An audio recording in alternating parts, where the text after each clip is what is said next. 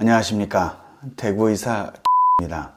저번 시간에 이어서 ASD를 주류의학에서는 어떻게 보고 있는지 그걸 좀 알아야겠죠. 저도 맨 처음에 이제 아들이 ASD라는 걸 알았을 때 제가 의사지만 아무것도 할 수 있는 게 없었어요. 저는 본 적도 없고 책으로만 살짝 몇 시간 배운 게 다고 직접 그런 환자를 본 적도 없습니다. 그러니까 할 수 없이 이제 소아정신과를 찾아서 방문을 하게 되는데요. 개인 병원에 가도 되는 건지 종합병원에 가야 되는 건지, 이왕이면 제일 유명한 교수님이 누군가 그것도 알아봐야 되겠죠. 저도 이제 수소문하고 찾아보고 결국에는 가장 유명하다는 교수님의 진료를 한 몇 년씩 기다려야 되거든요. 그때까지 기다릴 수가 없잖아요. 급한데 그 전까지는 뭐 할 수 없이 제가 공부하고, 그 다음에 로컬 병원, 여기 이 지역에서 가장 좋다는 대학병원, 그렇게 이제 예약을 다 걸어 놓고 지역에서 소아정신과를 하시는 분을 찾아가기로 하고, 그 다음에 그 시간도 이제 며칠이 남아있지 않습니까? 사이에 이제 공부를 할 수밖에 없었죠. 내가 공부하는 거를 기록해 놓은 거예요. 까먹지 말라고. 이 슬라이드는 뭐 제가 요쯤이나 이제 띄워 놓을 것 같은데, 이거는 크게 신경 쓰지 마십시오. 결론부터 얘기하자면 알 필요 없습니다.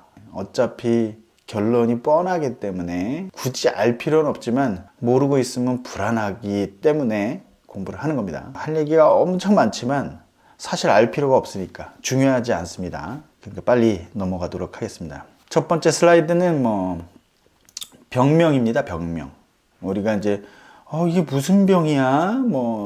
ADHD야? 언어지연이야? 발달지연이야? 찾아보니까 자폐란 말이 잘 안 나와요, 요즘에는. 이 어쨌든 스펙트럼이라는 단어가 들어갔다는 게 저도 좀 신기한 거예요. 저도 옛날에 공부했기 때문에 오티즘이면 오티즘이지 오티즘 스펙트럼 디스오더하고는 같은 거냐, 갑자기 첫 의문이 그게 들었어요. DSM-5가 되면서 병명이 바뀌었습니다. 우리가 이제 의사들이 연구도 하고 하면서 이제 기라성 같은 사람들이 이제 중지를 탁 모아서 자, 이건 이렇게 부르기를 합시다, 이렇게 하는 게 있어요. 바뀐 지가 얼마 안 됐기 때문에 오티즘, 자폐하고 스펙트럼 장애하고 혼용하게 되는 거죠. 같은 거라고 생각하시면 되고요. 두 번째 슬라이드는 간단하게 보는 거죠. ASD는 발달 장애다. 그리고 굉장히 중요한 말이기 때문에 써놓은 거예요. 하나마나한 얘기가 아니라 평생 지속되는 질환이다. 그러니까 lifelong이라는 표현을 쓰는데 아주 절망적인 단어입니다.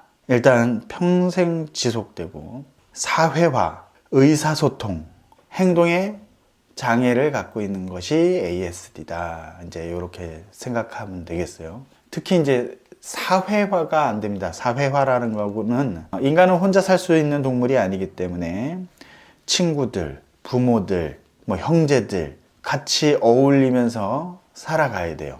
또 친구가 아니더라도 사람들한테 관심이 있고 그 사람들이 무슨 일을 하는지, 뭔 생각을 하는지, 이게 위험한 건지 아닌 건지 이런 것들을 다 판단을 해야 되는데, 사회화가 안 된다는 거는 그런 것들이 전혀 안 된다는 겁니다. 아이 옆에 제가 서 있어도 아이는 저를 사람으로 인식하지 않습니다.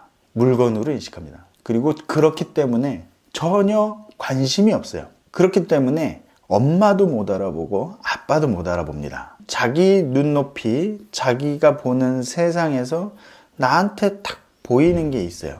그거를 추구하고 그거를 따라다니고 그거에만 관심이 있습니다. 일반적으로는 방에 혼자 애를 내비뒀다. 그러면 난리가 나죠. 울고불고 엄마 찾고 합니다. 하지만 전혀 찾질 않습니다. 가만히 혼자서 잘 논다. 그래서 처음에 착각하는 게 뭐냐면 우리 애는 순해요. 혼자 놔둬도 잘 놀아요. 혼자 몇 시간이고 잘 놉니다. 이렇게 얘기한다면 좀 고민을 해보셔야 돼요. 이런 사회화가 안 되기 때문에 기본적으로 커뮤니케이션이 안 돼요. 소통이 안 됩니다. 말을 배울 필요가 없죠. 사람한테 우리 물건하고 대화 나누는 게 아니기 때문에 내가 언어를 몰라? 근데 물건하고 대화 나누는 게 아니기 때문에 처음부터 내가 말을 할 생각이 안 듭니다. 그래서 조용해요, 얘가. 가끔 가다 삑삑 소리를 내거나 소리를 내거나 이런 소리를 내는데 그거는 자기 들으라고 하는 소리예요. 자기가 그런 소리가 재밌어서 그렇게 하는 거지. 그것만 해도 사실 굉장히 큰 발전이긴 한데요. 이유 어쨌든 물건하고 대화를 나누지 않습니다. 그죠? 커뮤니케이션 자체가 안 되니까. 사회적으로 예를 들면 안아줘, 저게 뭐야, 자기가 필요한 거, 배고파, 뭐 이런 것을 말로도 표현해야 되고 몸짓으로도 표현해야 되거든요. 근데 이런 거 자체가 안 된다는 겁니다. 그게 ASD다. 다음 슬라이드를 보면 이제 왜 오티즘 스펙트럼 디스오더라는 표현을 썼냐? 이제 정도의 차이가 있다는 거죠. 가벼운 증상서부터 아주 심한 자폐 증상이 있다는 거죠. 표현하거나 정의하기가 어렵기 때문에 스펙트럼이라는 단어를 쓰는 겁니다. 그러니까 뭉뚱겨서 요런 친구들, 이런 친구들. 자, 사회성이 떨어진다 하더라도 단순히 한 사회성이나 서로 커뮤니케이션이 안 되고 요 정도까지만 해도 뭐 괜찮겠지만 반복적인 행동을 해요. 자해를 하기도 하고, 그다음에 시저를 하기도 하고, 다른 질환, 지적장애가 동반되기도 하고, 이런 거 막 바닥에 있는 거 먹기도 하고, 소리를 막 지른다든지, 아니면 멜트다운 현상도 일어나기도 하고요. 이런 것들이 다 증상이거든요. 증상은 천차만별입니다. 뱅글뱅글 도는 경우도 있고, 눈을 막 이렇게 햇빛도 왔다 갔다 하는 경우 있고, 흔한 까치발 뛰기, 그 다음에 여러 가지 이제 증상이 있는데 사회적으로 용납하기 힘든, 부모가 같이 살면서 아니면 사회적으로 용납하기 힘든 그런 증상들까지 다 있는 거예요. 그러니까 이게 그런 증상이 있으면 뭐고, 이런 증상이 없으면 뭐고가 아니라 그냥 전체적으로 봤을 때는 사회성이 떨어지고 커뮤니케이션이 안 되고 행동장애가 있더라. 행동장애라고 하는 건 아까 이제 줄줄이 얘기했던 그런 것들이. 그렇게 되면 요 정도가 어느 정도인지는 모르지만 이 테두리에 있는 모든 거를 ASD로 부른다라고 이제 정의를 하는 거예요. 나머지에 대해서는 사실 크게 알 필요는 없습니다. 무슨 증후군, 아스퍼거 증후군, 뭔 이 병에 대해서는 알 필요는 없고, 보기도 힘들고, 하여튼 그냥 ASD다. 정도가 어떻든 ASD다. 이런 식으로 이제 얘기하는 거고요.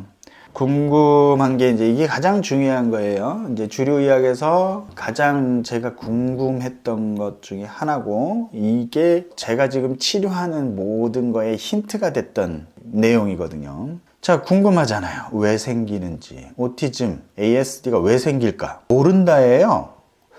모른다. 그래, 모른다인데 유전적인 요인도 있을 거고, 환경적인 요인도 있을 거고, 출산 중에 손상이나 감염이나 중금속, 이런 거 진짜 하나만한 이야기거든요. 하나만한 이야기. 우리 의사들이 고혈압 원인이 뭡니까? 이러면 유전적 소인도 있고요, 나이가 들어서 그렇고요, 환경적 요인이 있습니다. 당뇨병은 왜 생기죠? 라고 하면 의사들이 이럴 겁니다. 유전적 요인도 있고요, 나이가 들어서일 수도 있고요, 환경적 요인도 있습니다. 유전이면 유전, 나이면 나이, 이런 뭔가가 원인이 있어야지 치료가 될 텐데 의사들 하는 얘기는 다 똑같습니다. 예를 들면 명확한 거, 어디 무슨 감염이 됐다 그러면 이 감염의 원인은 무슨 균이다, 그래서 무슨 항생제를 쓴다. 의사들의 무기는 이거밖에 없어요. 나머지 해열제, 진통제, 스테로이드, 그죠? 강력한 무기죠. 이거 자체는 치료되지 않습니다. 그러니까 이제 원인을 모르기 때문에 대부분 대사질환, 류마티스 관절염 왜 생겨요? 자가 면역 질환인데 유전적 소인도 있고요, 나이가 들어서 그렇기도 하고요, 환경적 요인도 있어요. 하나만한 얘기죠. 모든 병들이 그렇습니다. 자, 하나만한 얘기 또 시작했죠, 여기. 유전자적 질병이다. 제네틱 디스올더다. 라고 이제 얘기를 하는 거예요. 그러면 만약에 정말 우리가 유전자적인 문제다라고 했을 때는 끝난 겁니다. 더 이상 얘기할 게 없어요. 이건 치료 방법이 없습니다. 그렇기 때문에 손 딱 놓는 거예요. 뭐 실제로 이렇게 공부하다가 병원에 딱 가서 소아정신과 원장님을 만났죠. 만나서 제가 공부하던 바도 궁금한 거 물어봤고, 처음에 이제 조심스럽게 아주 이제 얘기를 하시다가 제가 의사입니다. 그리고 제가 이제 이렇게 우리 아들한테 궁금한 게 있습니다. 그래갖고 이제 아주 단도직입적으로 이제 여쭤보죠. 그러니까 의사 선생님이 이렇게 컴퓨터 보다가 딱 보더니 이제 이렇게 앉으시더라고요. 예, 말씀하십시오. 이렇게 얘기하시더라고요. 예. 이게 날 수 있습니까가 가장 궁금한 얘기예요. 이게 제네틱 디스올더가 맞냐? 이 얘기입니다. 유전적으로 보는 것 같아요. 주류 의학에서는 완전히 이건 제네틱 디스올더다. 그래서 너무 노력하지 마세요. 너무 치료하려고 노력하지 마시고 너무 돈 많이 쓰지 마시고 같이 흘러간다고 생각하고, 그 얘기가 좀 기억에 남더라고요. 아이가 노력해서 조금 좋아졌다면 그것은 부모님이 노력을 해서 좋아진 게 아니라 아이가 이미 그만큼 좋아질 소인을 갖고 있다. 그러니까 어차피 얘는 그 정도까지의 능력을 갖고 있는 거고 그게 발현이 되는 거다. 이렇게 말씀하시더라고요. 굉장히 절망적인 얘기입니다. 이건 이 친구의 유전자에는 이미 이 친구의 능력이 다 정해져 있기 때문에 이거를 바꿀 수 없다. 이렇게 생각하는 거죠. 자, 결론을 다시 한번 얘기하자면 기존 의학에서는 ASD를 유전자적인 질병으로 보고 있다. 그렇기 때문에 진단되는 순간 끝! 이렇게 되는 거예요. 의사가 할 수 있는 일은 없고 발달센터나 특수아동을 교육하는 그런 기관에서 치료를 받으시는 게 좋습니다. 이런 식으로 얘기하는 거죠. 굉장히 절망적입니다. 굉장히 절망적이고, 그때 당시만 해도 제가 아이한테 할 수 있는 게 없구나. 너무너무 그래도 방법이 있지 않을까? 별의별 공부를 다 했고요. 하여튼 그런 노력에 대해서는 좀 더 알려드리도록 하겠습니다. 이거 시간이 이렇게 돼서 다음 시간에는 이거를 왜 유전적 질환으로 보는지 이거를 설명을 해드릴게요. 그리고 여기에 모든 힌트가 다 있습니다. 왜 ASD를 제네틱 디스올더로 보는지 그거를 설명을 해드릴 거고, 거기에 아주 중요한 힌트가 있습니다. 치료의 가능성을 보여주는 아주 중요한 힌트가 있어서 저는 절망과 함께 여기서 희망을 얻었습니다.